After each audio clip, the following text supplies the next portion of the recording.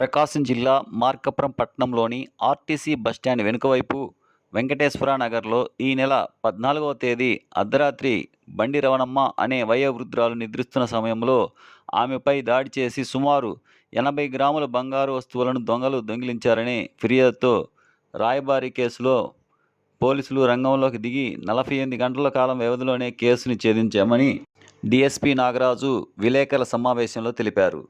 DSP Nagaraju మాట్లాడుతూ SP Damodar ఆదేశాల మేరకు సర్కిల్ ఇన్స్పెక్టర్ సుబ్బారావు మరియు పట్న సబ్ ఇన్స్పెక్టర్ సైద్ బాబు తన సిబ్బందితో కలిసి కేసు చాకచక్యంగా ఛేదించారని, ఈ కేసు సర్కిల్ ఇన్స్పెక్టర్ సబ్ ఇన్స్పెక్టర్లను అభినందిస్తూ డీఎస్పీ నాగరాజు రివార్డ్స్ అందించారు.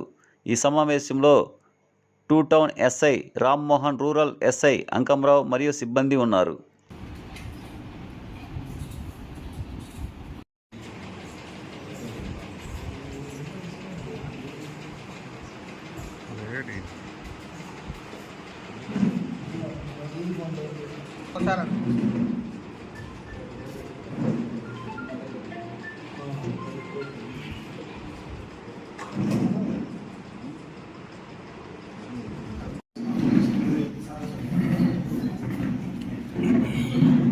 బాగా చేశారు, బాగా స్పీడ్గా పరిగెత్తించారు.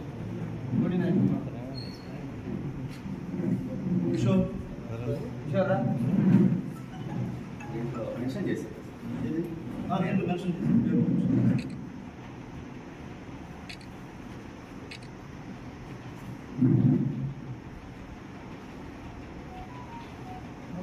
పని చేస్తేనే కదా ఎస్ఐ.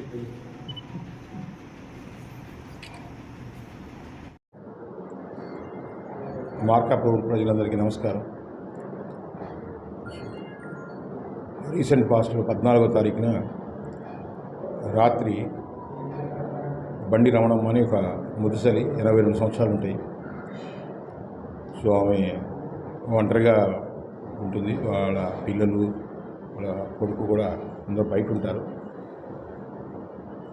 సో ఆమె ఇంట్లో నిద్రించే సమయంలో అర్ధరాత్రి 1:30-2 గంటల ప్రాంతంలో ఒక ఇద్దరు, ఒక మగ వ్యక్తి, ఒక ఆడ వ్యక్తి సో సడన్గా ఆమె అర్ధరాత్రి ఇంట్లో ప్రవేశించి ఆమె నోరు మూసి ఆమెని బెదిరించి కొట్టి ఆమె చేతికుండే ఒక 4 గాజులు, ఆమె మెడలో ఉండే చైన్, 2 పేటల చైన్, అది ఈ రెండింటిని కూడా దోచుకున్నారు. ఈ దోచుకునే క్రమంలో ఆమె వృద్ధురాలు కాబట్టి ఆమె ప్రతిఘటించలేకపోవటం. సో మళ్ళా ఆ తీసుకెళ్లే క్రమంలో వాళ్ళు వెంట తీసుకొచ్చుకున్న ఒక కారాన్ని కూడా చుట్టూ చల్లి, నువ్వు పోలీస్ స్టేషన్కి వెళ్ళి రిపోర్ట్ ఇస్తే చంపేస్తాం, మేము బయటే ఉంటామన్నా కూడా బెదిరించడం జరిగింది.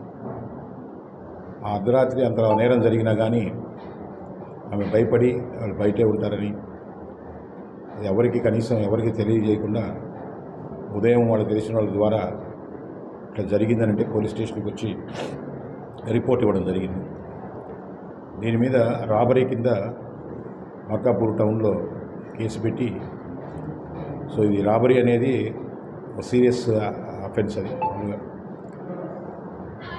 సో వెంటనే ఎస్పీ గారు నోటీసులు పెట్టడంతో ఆయన చాలా సీరియస్గా స్పందించి ఎస్పీ గారు, సో మేము కూడా అప్పుడు ఇన్స్పెక్టర్తో, ఎస్ఐతో, టీంతో మాట్లాడి ఎట్టి పరిస్థితుల్లో కూడా ఇది దొరకాలి ఖచ్చితంగా.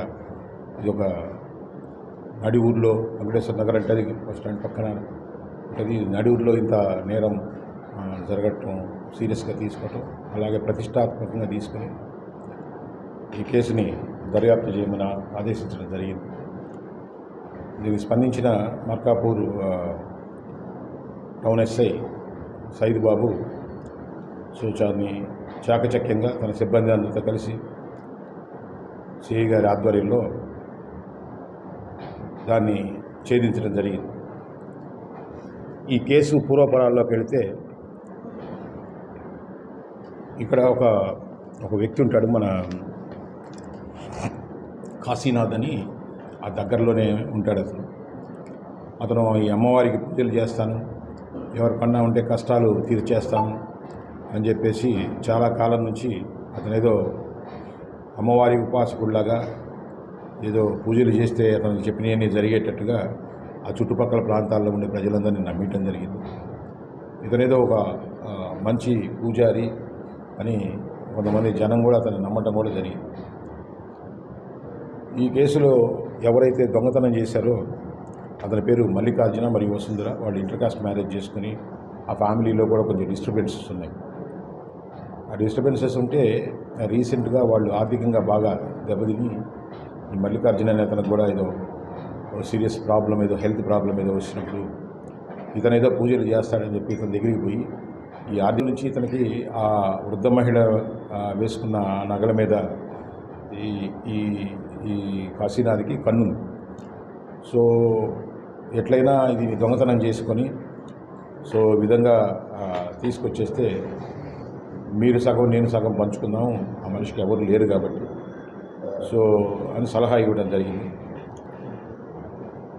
సో ఆ ప్రయత్నంలో ఇప్పుడు ఈ నేరం 14వ తారీఖు నేరం జరగక ముందు కూడా ఇప్పుడు ఎవరైతే ఈ వసుంధర అనే మహిళ ఉందో ఆ మహిళ ఒక బుర్కా వేసుకొని దీనికి ముందే ఒక వారం రోజుల ముందు నేరం చేయడానికి వాళ్ళ ఇంటికి వెళ్ళింది. కాకపోతే ఆ నేరం చేయడానికి వాళ్ళ ఇంటికి వెళ్ళింది. కాకపోతే ఆ కొత్తగా నేరం చేయడంలో ధైర్యం చాలక మళ్ళీ బయటకు వచ్చింది. నేరం చేయలేకపోయాను, కొంచెం భయంగా ఉందనంటే ఈ కాశీనాథ్ అని అతను నేను మళ్ళీ పూజ చేశాను ఈరోజు. సో ఈరోజు నేరం చేస్తే బ్రహ్మాండంగా సక్సెస్ అవుతుంది కాబట్టి ఈరోజు చేయమని చెప్పి భార్యాభర్తలు ఇద్దరికి కూడా పురమాయించి పంపించడం జరిగింది. ఈ భార్యాభర్తలు ఆ ముసలామని హింసపెట్టి కొట్టి ఆమె దగ్గరుండే ఆ 4 గాజులు, ఆ సరుడు 2 గంటల సరుడు సుమారు 80 గ్రాములు ఉంటుందండి. అంటే సుమారు 8 తులాలు సవర్లు అంటే 10 సవర్ల బంగారాన్ని తస్కరించి దాన్ని ఈ కాశీనాథ్ ఇంట్లో దాచిపెట్టడం జరిగింది. చాలా ప్రతిష్టాత్మకంగా తీసుకున్న పోలీసులు ఇన్వెస్టిగేషన్ చేసే క్రమంలో ముందుగా మేము అంటే ఆ చుట్టుపక్కల తప్ప సో ఇంత యాక్యురేట్గా ఇంటికి వచ్చి చేయగలిగేది బయట నుంచి ఎవరో టార్గెట్ కాదు అని చుట్టుపక్కల అనేది ముందు ఒక అనుమానం జరిగింది. తర్వాత సీసీటీవీ ఫుటేజీలు మనం ఏదైతే ఇన్స్టాల్ చేయించామో ఈ మధ్య కొత్తగా సో వాటిని పరిశీలించినప్పుడు ఆ దగ్గరలో ఉండే ఒక సీసీటీవీ ఫుటేజ్ని సుమారు 1 గంటకి దాని ముఖం మార్చి మరలా కూడా నేరం అయిపోయిన తర్వాత